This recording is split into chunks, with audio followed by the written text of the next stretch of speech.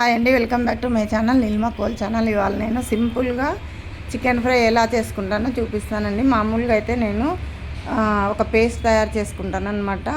బిర్యానీలోకి, mutton, chicken ఏదైనా non veg కర్రీలోకి. అలా లేకుండా ఎప్పుడైనా ఓపిక లేనప్పుడు సింపుల్గా ఈ విధంగా ఒకసారి ట్రై చేసి చూడండి. టొమాటో రసంలోకి, టొమాటో పప్పులోకి చాలా బాగుంటుంది అనమాట.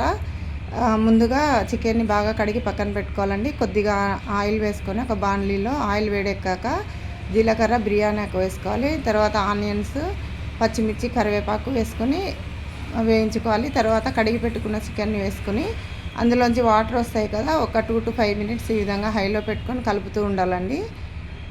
చికెన్లోంచి ఆయిల్ వాటర్ అంతా వచ్చి వాటర్ ఇంకిపోయిన తర్వాత ఒక స్పూన్ కారం పొడి, కొద్దిగా పసుపు, కొద్దిగా ధనియాల పొడి వేసుకొని మీకు ఇష్టమైతే దించేటప్పుడు కొద్దిగా మిరియాల పొడి యాడ్ చేసుకోండి. చాలా బాగుంటుంది. తర్వాత ఇది మొత్తం వేయిస్తూనే ఉండాలండి. చికెన్ ఫ్రై మీరు ఎంత వేస్తే అంత టేస్టీగా వస్తుందన్నమాట. మూత పెట్టకూడదు. ఒకవేళ మీకు మరీ కరకరలాడుతూ నచ్చకపోతే మూత కూడా పెట్టుకోవచ్చు అనమాట. తర్వాత ఆచి చికెన్ కబాబ్ మసాలా ఒక ప్యాకెట్ వేసాను, అంతే అండి. నచ్చితే లైక్ చేయండి.